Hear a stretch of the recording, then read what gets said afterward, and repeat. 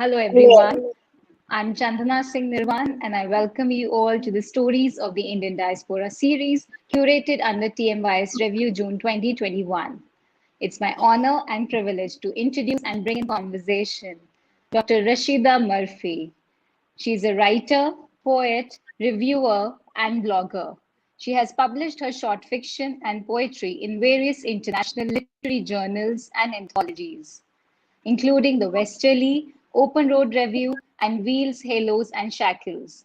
Her debut novel, The Historian's Daughter, was shortlisted in the Scottish Dundee International Book Prize in 2015 and is available now from UWA Publishing. In 2016, she was a guest editor at the Westerly and was on the editorial board at Café de Senses from 2014 to 2018. Rashida has a master's in English literature and a PhD in writing from Edith Cowan University. In 2016, she was a joint winner of Magdalena Prize for Feminist Research for her thesis, which includes the novel The Historian's Daughter. We welcome you, Rashida. Thank you so much. Thank you, Chandna, for that lovely introduction. Hello, Indranil. It's nice to meet you as well. And thank you to the team at Tell Me Your Story for inviting me to speak with you this evening. It's 8:30 where I am in the world, in Burulu, otherwise known as Perth, in Western Australia. And before I begin, I would like to pay my respects to the traditional owners of the country on which we are speaking and meeting. They are the Wajak people of the Noongar Nation. And I acknowledge that as a settler immigrant, my presence here on their land means their displacement and dispossession. And it is my desire, and certainly I wish to act in ways that will, I suppose, recognize and change the stories and the narratives of dispossession around Aboriginal people that we are currently facing. So I'd just like to say that, and yes, yeah, we look forward to that. Yes. Joining us in this conversation is Indranil Adhya. He belongs to Bedebati, a municipal town in West Bengal, north of Kolkata. He pursued schooling and engineering studies in India. Thereafter, he moved to the UK for postgraduate studies. He has been residing in Paris for the past 6 years, where he completed his PhD and is currently a life science R&D scientist at TMC Isochem France, a US-French-based pharmaceutical company. Apart from his profession, he takes ardent interest in literature, history, and sports. I welcome you, Indranil. Thank you so much, Chandana, for the introduction. Thank you very much. And before I begin with my questions, I would like to thank Tell Me Your Story platform for giving me this wonderful opportunity to be able to sit here and interact with Dr. Rashida Murphy. It's really an honor, ma'am. And thank you for your time. And I'm extremely delighted and I'm deeply honored. So thank you once again. All right, Indranil, kindly proceed with your questions. So my first question to you, Rashida, is when and what motivated you to move to Australia? So I came to Australia in 1985. What motivated me to move? Well, quite simply, I wanted to move to a smaller, quieter place. So I grew up, I was born in Madhya Pradesh and I grew up in Jabalpur, which is a small cantonment town, or it was when I was growing up. And when I got married, I moved to Mumbai and I found Mumbai chaotic, big, busy, and confusing. And I just needed to be somewhere quieter. I didn't quite imagine that the somewhere quieter would be on the other side of the world in a small town, city. It is Western Australia's capital city, but it is still very small. I guess we applied We applied to Canada and we applied to Australia. And we were accepted as immigrants to Australia without really putting too much of an effort in it. I don't think we put in an application. We waited a couple of years. We were told that we were accepted and when would we like to come. And that was pretty much it. Okay. Thank you for the answer. So that brings me to my second question to you, Rashida. That you said you moved there in 1985 because you wanted to move from the chaotic city of Mumbai to a quieter place, and I reckon you are very happy where you are. So when you moved in 1985, so that must be almost like nearly 40 years back. As everything evolved, I believe challenges have evolved as well. So people who are moving there right now must face a different challenge than what you faced back in 1985. So could you throw some light on some kinds or maybe some challenges or some specific event in your life that happened back at that time when you moved, and how did you overcome them? Okay, so to provide a little bit more context, we applied to come to specifically Western Australia at a time when skilled immigrants were desirable.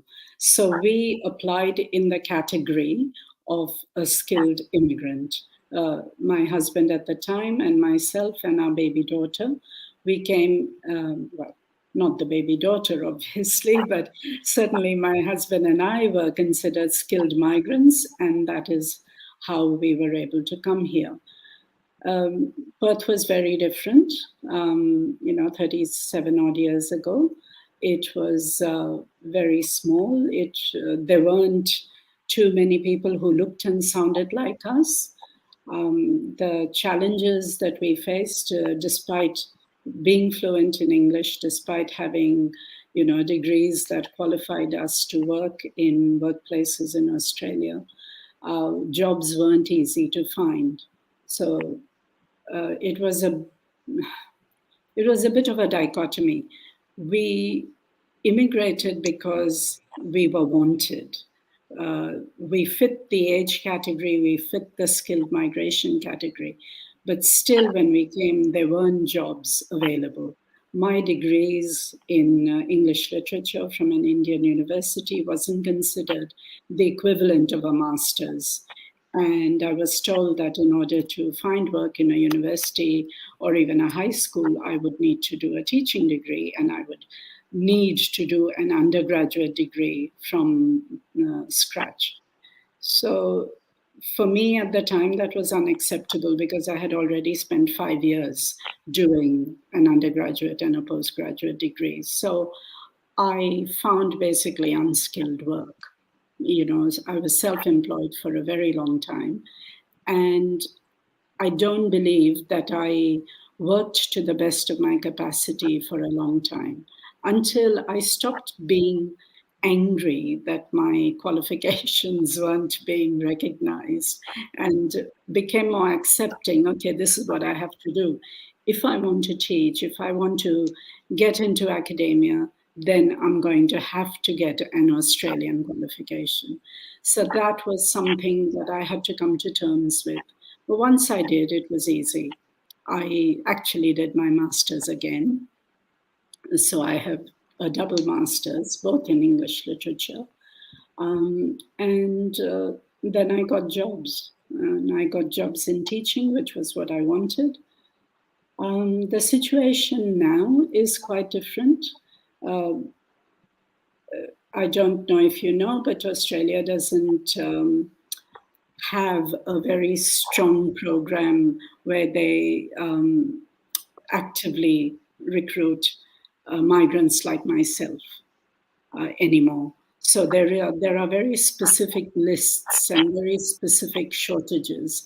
And if you fit those categories, then you are able to apply and you are accepted. So it's changed somewhat. When I tell people how easy it was for us to kind of walk into Australia all those years ago, younger immigrants from a South Asian background find that extraordinary, because they tell me stories of how many years they had to wait after they applied, and all the hoops that they had to jump through to try and come here. So it has changed significantly. Thank you so much. In fact, I can completely relate to you, because for me, moving to the UK or to France, it's very similar when when you're coming to a country with your degrees back in India, but to kind of blend to this culture and to also find a job, it's always a challenge, and it's very similar to all the other parts of the world as well. So now I would like to implore Chandana to ask her questions. Thanks, Indranil.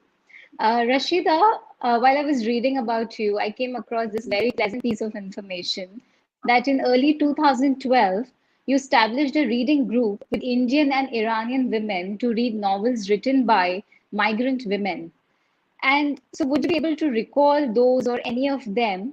And how did this activity help in shaping your understanding of the literature by the Indian and the Iranian diaspora? And overall, how did this influence your writings? Okay, so again, to provide some context, the reading group that I established was part of my research group when I was doing my PhD. I started doing my PhD in creative writing in 2011. And I was looking for ways. I knew that, part of the creative PhD involved writing a novel, but also a thesis. And the research group was part of the thesis or the exegesis. And I just wanted to do something a little bit different. The strongest thing that I remember was that I really missed hearing the voices and the accents of Indian women and Iranian women. I just missed having that in my life, because at the time I was working as a tertiary educator. I worked mostly with white people. I heard mostly Australian accents. I didn't really know so many people who read the kinds of books that I liked to read. And basically, I had no one to discuss those books with. I did have friends from the Indian diaspora who were readers, but it was different. It was more of a social thing. So I really needed some kind of academic and indeed a sort of a social as well as an economic background from specifically Indian and Iranian women, because the story I was writing was about Indian and Iranian women. And I thought, oh, what a brilliant idea. I'm just going to have a kind of a book club, like a reading group. I get to pick the books. I tell them which books I require them to read. And then we meet and discuss those readings and, what we liked or disliked most about the books. So it was a very deliberate choice. And I do remember the books I chose. We started with Azhar Nafisi's reading Lolita in Tehran, and followed that with another Iranian writer called Dalia Sofa, and the book was called The Septembers of Shiraz. The two Indian women writers that we read were Kiran Desai and Inheritance of Loss, and Samina Ali with, I think it was Rainy Days in Madras. So those were the four books that I read with the group of Indian and Iranian women. And we used to meet regularly, about once every 3 months, to discuss the books. So they were a research group, and they were recruited, if you like, with the specific aim of helping me figure out the kinds of themes of, loss and diaspora and writing about change and writing about immigration, missing the literature of our home countries, finding out what people like ourselves were writing about, and was that an accurate depiction of our lives in the diaspora? So those were the kinds of questions I wanted answered.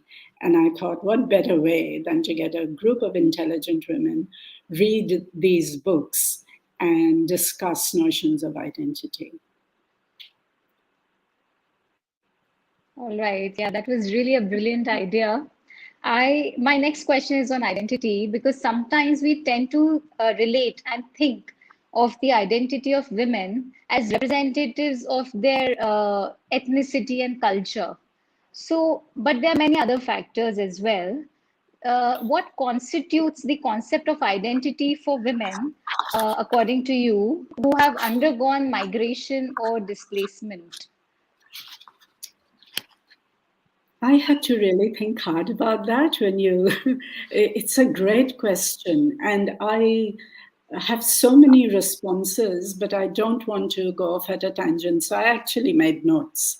And if you'll forgive me, I'll have a quick look. And so that thing about identity constituting or being constituted of ethnicity and culture is a really interesting concept. Of course, that comes into it. And every immigrant experience is different. I will never claim that the experience I faced as an immigrant and still do is typical. There's no such thing as a typical immigrant experience. So I can only tell you what my experience was. And from my point of view as a first generation immigrant, I know that one of the most fortunate things for me, at any rate, was the fact that I was an English-speaking, educated woman who came here of her own free will. So that makes a big difference. And my experience was very different from someone who was obliged to come here, forced to come here for any reason, women who were married to men who decided to immigrate and they had no choice, so they followed them. Refugees whose countries had become unlivable. So every experience was different. And when I talked to the women that I had gathered, I realized that it's also generational. Your experience of how you look at and evaluate your experiences as an immigrant in a country depends on how old you are. So for me, I came here as a young migrant and I'm still here. So through my lifetime, I have lived longer in Australia than I have in India now. So it's, this is home. And the odd thing is that though this is home, home doesn't always see me as belonging to it. But that's another discussion. What I discovered in my conversations with the women that I was speaking to was that being a skilled migrant with multiple degrees from recognized Australian universities made a big difference in how we were perceived. And my identity was constructed as a consequence of my interactions with Australians from a similar background. And when I say Australians, I mean white Anglo-Saxon Christian Australians. Within my own multiracial family, there are safe places. Obviously, we meet and we're all different, and that's fine. Again, for me, my unsafe places to this day will be when I am by myself and I am perceived as a middle-aged Indian woman who possibly doesn't speak English and therefore People tend to use exaggerated hand gestures, and they slow down their speech, and they check to see if I've understood, So those sorts of things happen, and I can smile about it, but it's also exhausting. This is my place. This is my home. I live here. I don't need to carry this kind of burden of race because I look different, because I sound different on a daily basis.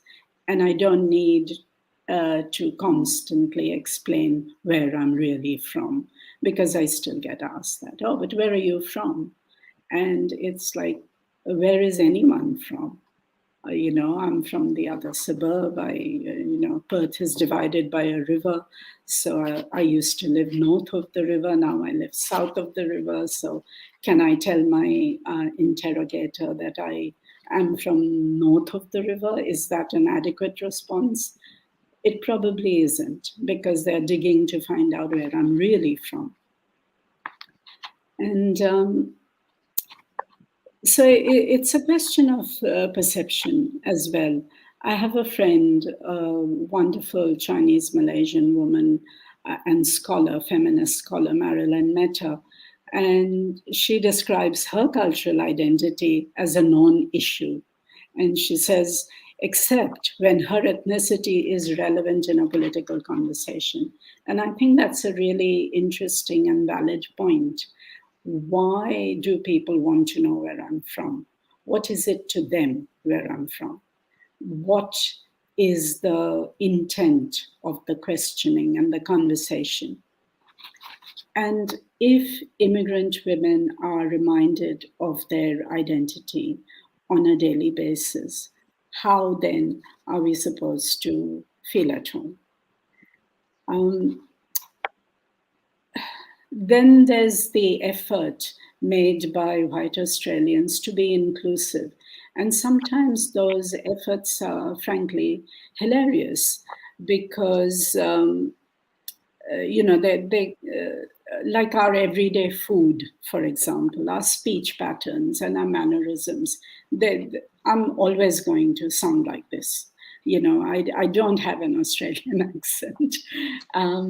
But there's nothing special about this. I'm speaking English, and I know that I'm perfectly understandable to everyone, and particularly to white Australians. But yet there's this sort of sense and this attempt at times to exoticize us. So, like, for example, I make dal and rice. It's no big deal. It's not an exotic food. It's the simplest food that, we can make and eat. And to have somebody, say that that's just wonderful and amazing is kind of a bit strange. It's like, well, making spaghetti.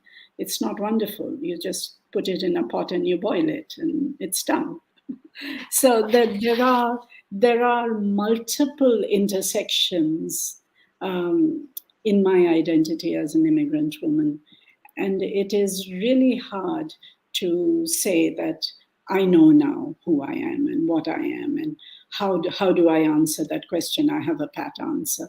No, it depends on who is asking the question. And it also depends on where that conversation is leading. What is the intent? Is it a benign, curious intent, or is it a malign intent? And I'm getting better at picking those nuances up.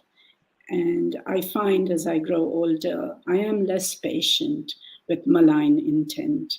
I am no longer willing to walk away. I don't seek out confrontation, but neither do I walk away. All right.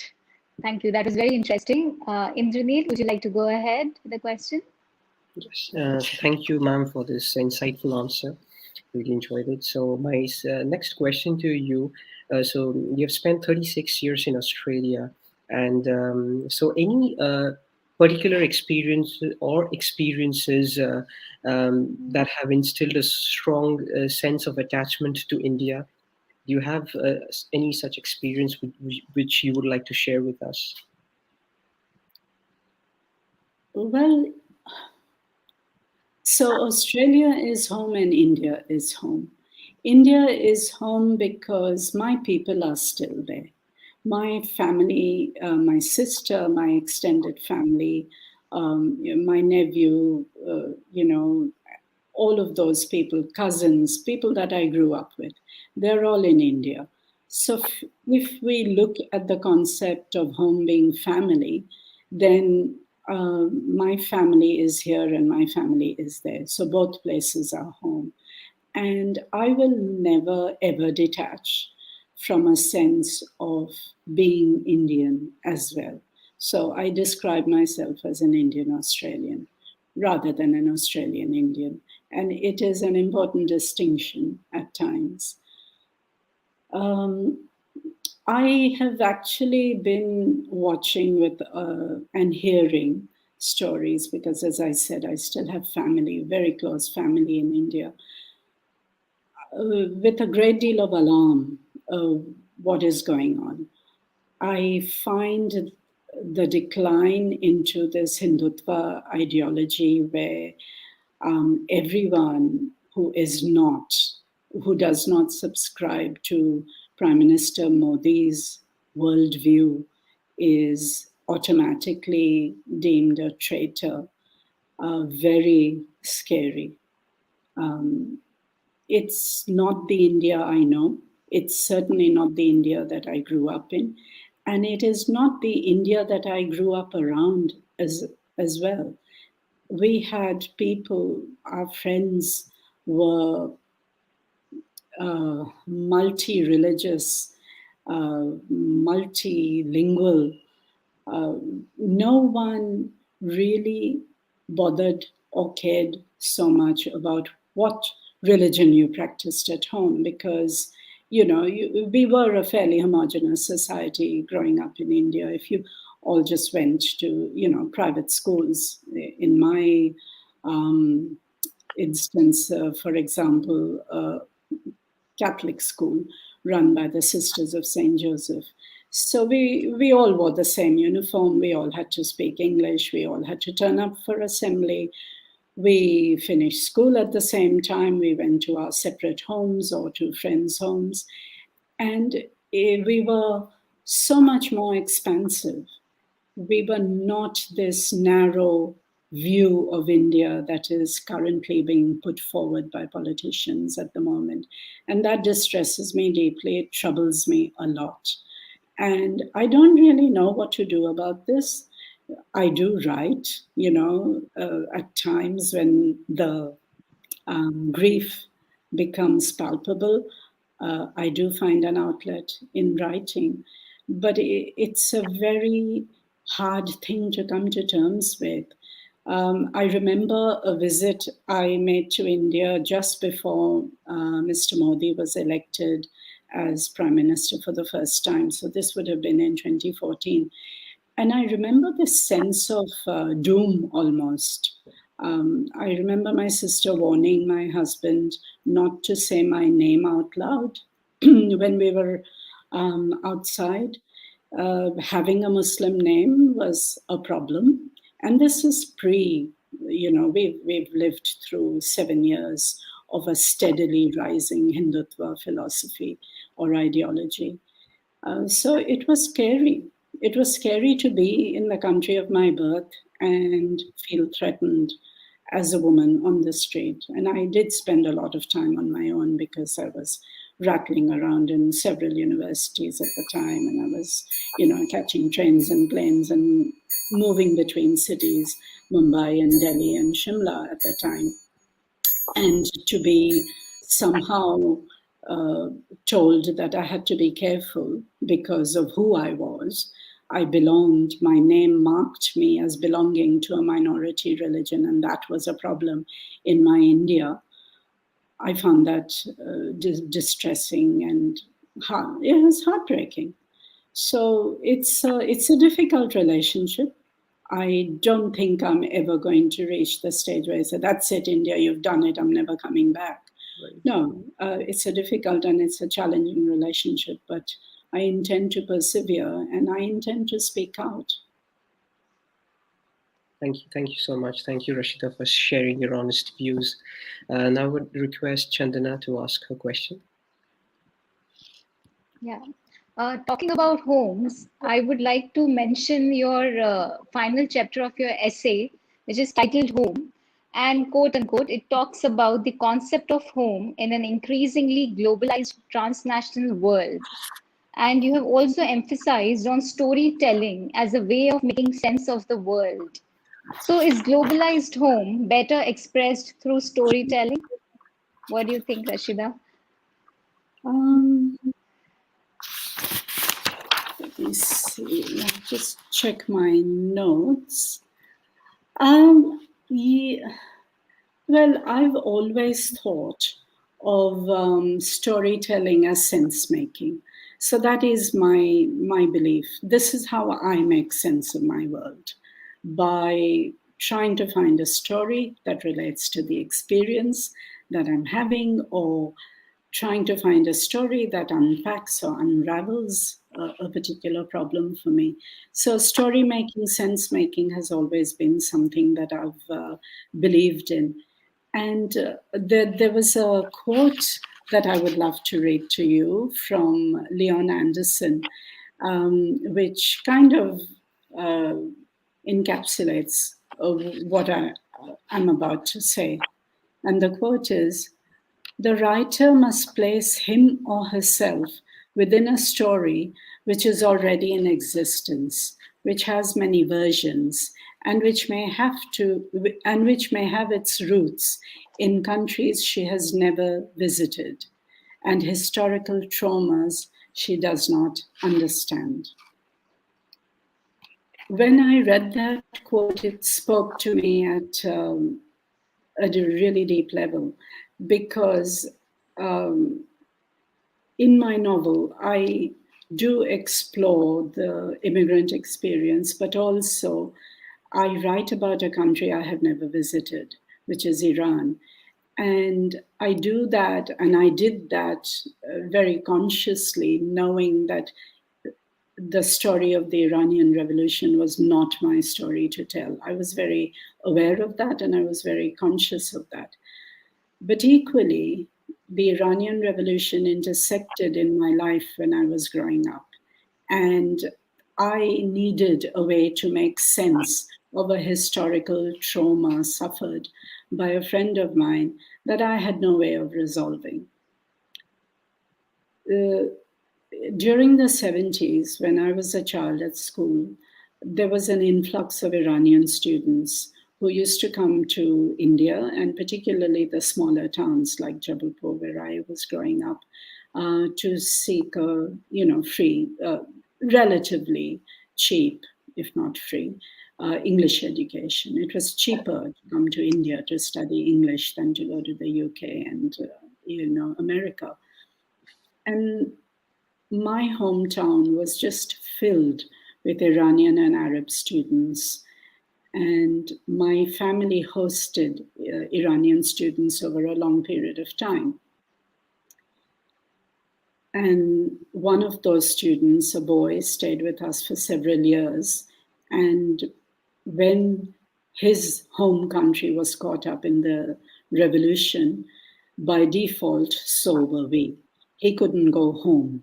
And that was the first time I remember as a child thinking, this is really hard. He can never go home. His country is not what it used to be, and through no fault of his own.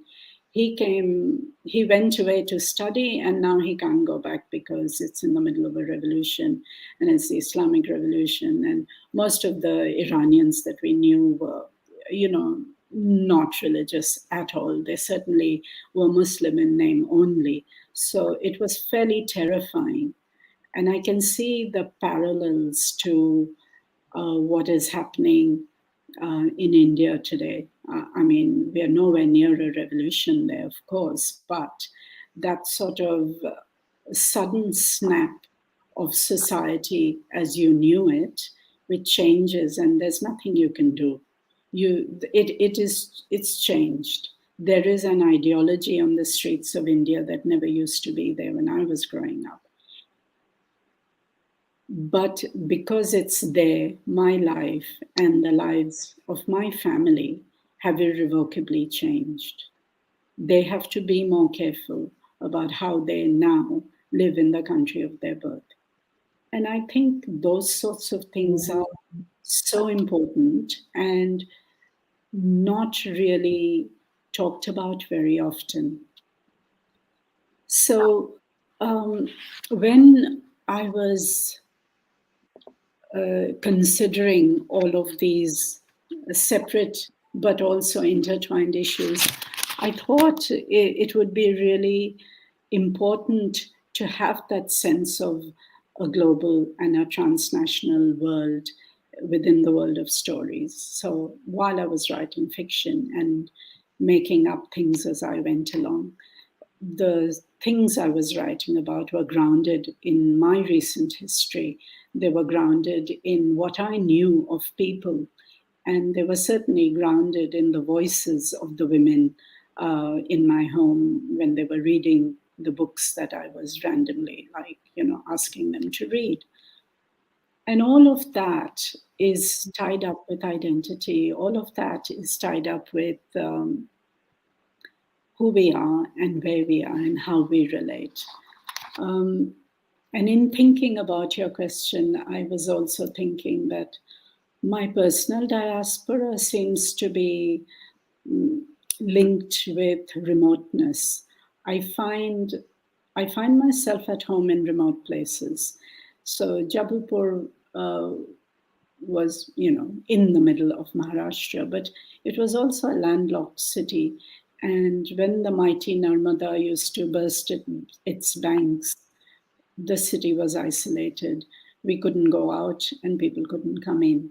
So there was that sense of being on your own.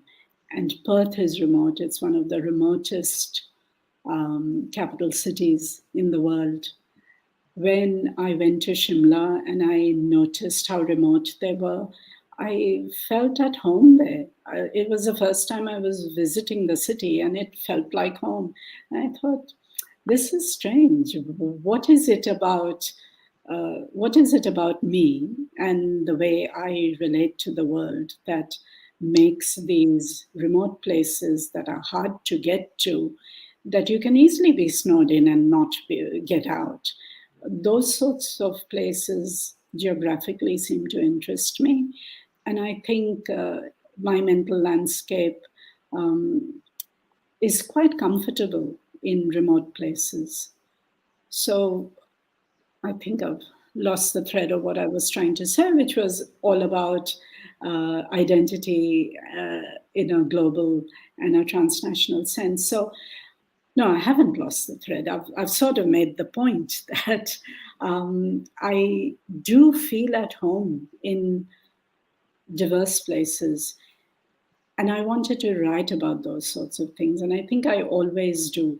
I'm always trying to find the thread of that transnationalism, that we don't really belong to one place. And we don't really need to belong to one place. If we can imagine other lives, and certainly if we can imagine ourselves leading other lives than the ones that we have been handed. Does that sort of answer your question, Chandna? Right. Yes, indeed. Okay, Indranil, would you like to go ahead? Yes, thank you, Chandana. So my next question might be a little difficult to answer. You have been there for so long, 36 years. So have you encountered any such, come across any such culture or tradition in Australia that you found unwittingly or indirectly similar to India, to your place of origin? Or has it been completely different, outright different, whatever experiences you had? Not really that different. When you think about it, Indians and Australians are not very different. I mean, for example, there's the shared colonial history.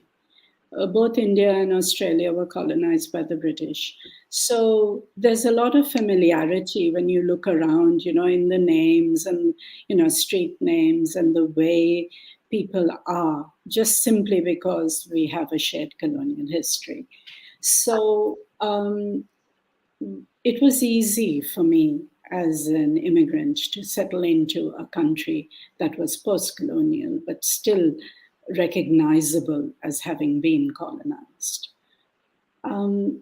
Australians are generally laid back, very good-natured, really willing to give people a go.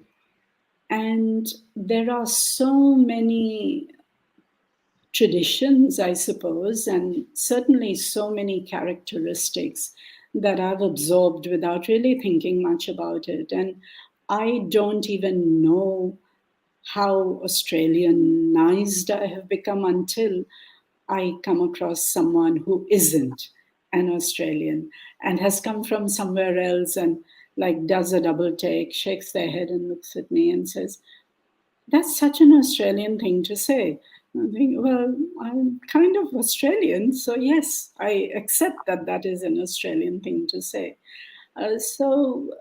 Traditions, very family oriented, like Indians, love their food, their backyards, their family gatherings. A little bit, I mean, religion comes into it. It's, mostly a white Christian society, and some people are deeply religious, and just like us in India, and some are sort of, on the surface and subscribe because we were born into it, so therefore we are that. Yeah. It's really hard because it's intertwined. I no longer see it. I don't see it anymore. And I know that when I go home, when I go to one of my homes, India, I'm told that it is an Australian thing that I say and do or behave. I'm told by my family that I behave like an Australian, whatever that is. And they don't mean to be disrespectful or anything. It's just a thing. Oh, you wouldn't like, that sort of getting up and just doing it rather than waiting. The thing I find most amusing and complex when I visit India is the amount of time that people take while they're waiting for other people to do things for them. That to me is like just do it. Like, but no, we have to wait for someone to come and make this happen, after which something else will happen, after which we are able to do this. Whereas I'm used to doing things for myself. If I need to go somewhere, I just go. I get in my car or I walk, I just go. I cook my own meals, I clean my own house, I do my own shopping, that sort of thing. So there is a certain sort of, I guess you could call it a rash independence from an Indian perspective that I know I've absorbed. And it's just who I am. And it makes me impatient with waiting for, I really don't like waiting for people to do things. I prefer to do them. And I think that's a big kind of change I find when I visit India. Thank you so much for this answer. I was very inquisitive to know about this, and thank you for your answer. Yeah. So, Chandana, would you like to go ahead with your question? Yeah. Yeah, thanks, Indranil. Rashida, my next question is on your novel, The Historian's Daughter. And I'm very curious to know that you have used the first person narration in the novel, and you have used words like historian for father and magician for mother. And both these words are heavily laden with occupational meanings. So, what purpose has this served in your novel? I'm so glad you asked that. And you are right. It's very specific, the historian and the magician. I wasn't trying to be too clever or obtuse with it. I simply went with the the idea that the historian of my novel, he's an Anglo-Indian man, and his father used to be a British soldier. He is the custodian of history. So making him as a man, the historian, he's physically in charge of the history books of his father's library, which is a bone of contention with the girls because they want to keep sneaking in and reading. But the father, the historian, is in charge of the history. So I meant that to be a kind of a colonial, as the man, he writes the history, he owns the history, he decides what the history is and his version of history. So that was the intent, making them symbolic. I mean, clearly he isn't a historian, he's a policeman. Some people did get confused about that, but I thought it was obvious. The man as the custodian of history and writing history and making history and basically saying what history becomes available, particularly in the Indian post-colonial context. It was also a nod to the history books that I read when I was growing up. All the history books that I read when I was growing up, especially the ones written about India, were all written by white men, were all written by British historians. So guess what? Like our Indian heroes were, villains, and the British villains were automatically heroes. And it is very confusing. If you're an inquisitive child growing up, you want to know. You want to know about your homeland's heroes.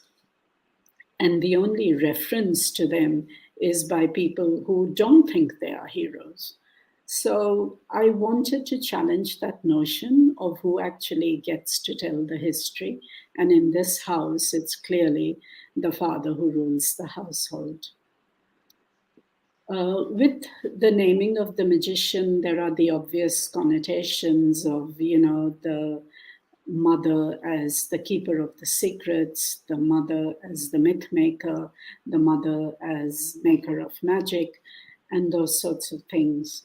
So again, it was a deliberate choice. I needed her to be the kind of, the healer and the faith keeper, but also very detached.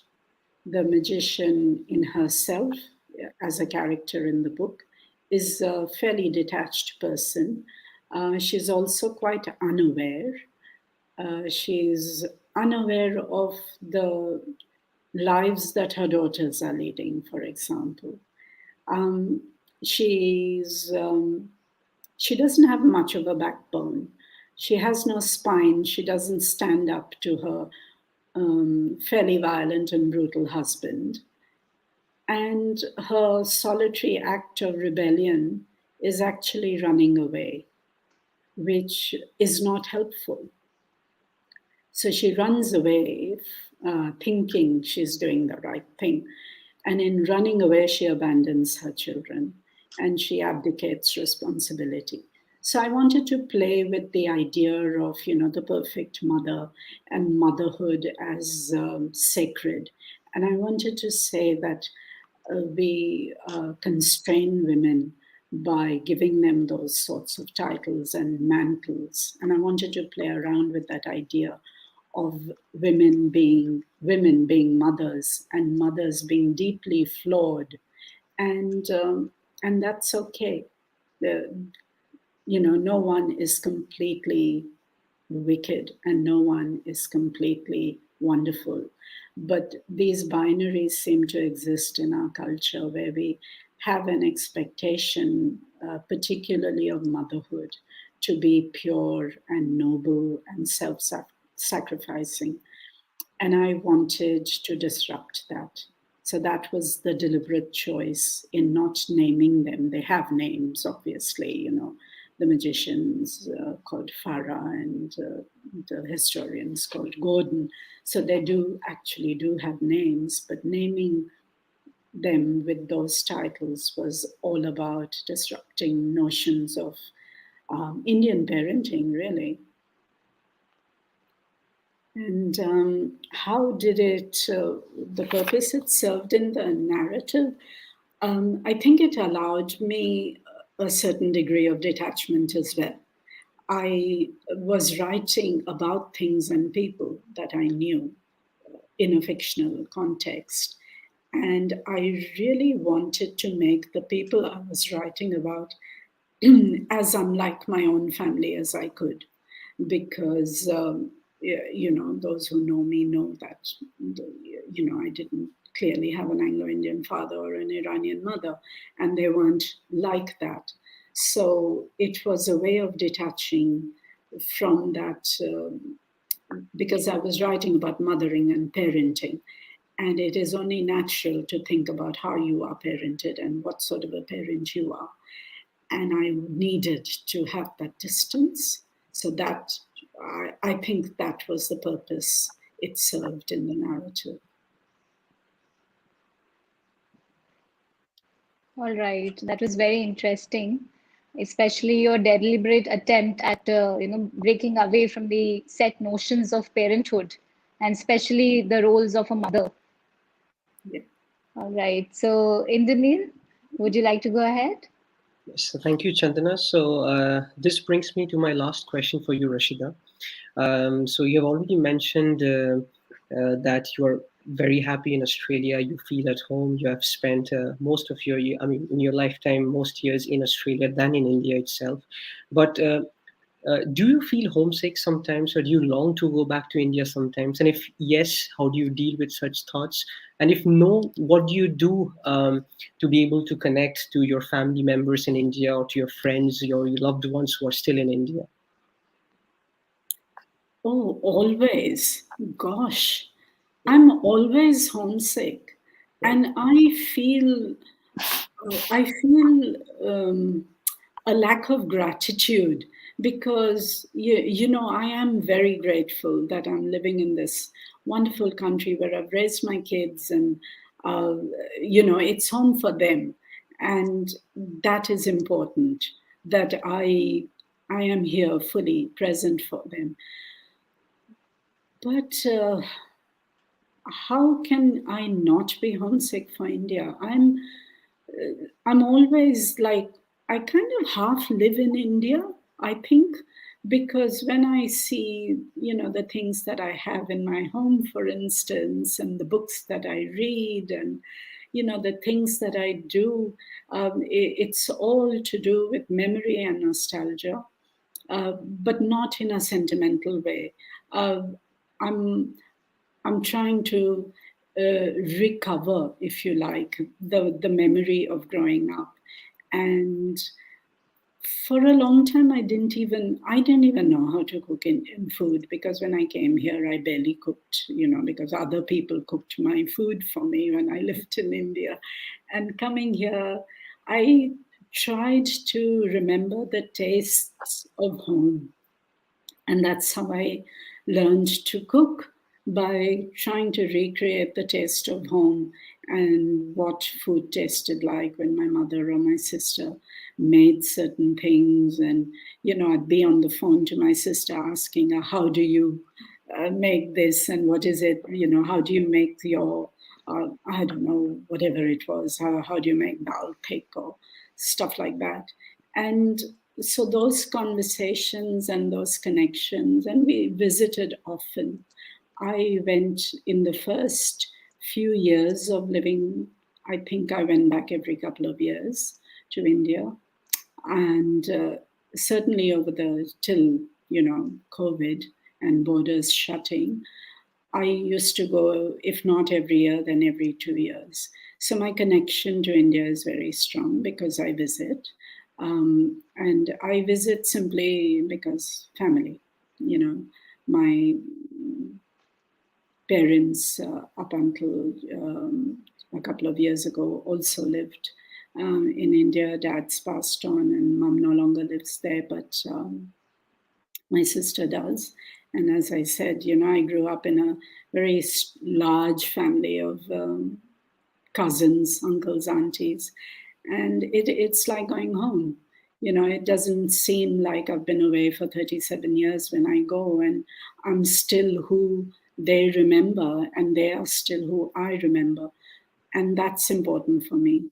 And I would never be without it. So there's guilt associated with feeling that level of connection and homesickness to a country that I know I won't ever live in again. So I don't see myself sort of retiring there or, going there to live permanently. But I also can't not visit. I have this need. I have to go back, and as long as I'm able, and until I can, physically do that, I will continue to do that because it is part of me. It completes me. It is what makes my stories. I'm constantly writing about India. I had a look at all my stories and essays, and I thought, there's not a lot really about Australia. I have to make a really conscious attempt to write about, and mostly, their opinion columns and things that I write about when I'm writing about Australia and in Perth. But all my memories and all my sort of, delicious moments that I collect as a writer are based in India. Thank you. Thank you for putting it so beautifully. Thank you very much. So, Chandana, I would like to request you for your last question. Well, actually, my last question was pretty much similar about how she connects herself to the first place, as in the first home. And yeah, so that's pretty much it. We can wind up this conversation. It was absolutely fabulous. And thank you, Rashida, for your interesting insights. And thank you for sharing your wonderful experiences. And thank you for joining us. And thank you, very Indranil. much. Yes, thank you. Thank you, Rashida. Chandana. Thank you, Indranil. Thank you, Coral and company. This has been really lovely. Thank you. Thank you for your time again. I mean, it was really enriching for me to learn your experiences, and it was very interesting for me to be able to talk to you for the last 1 hour. Thank you so much. Thank you. Thank you. That's really lovely. Thank you very much.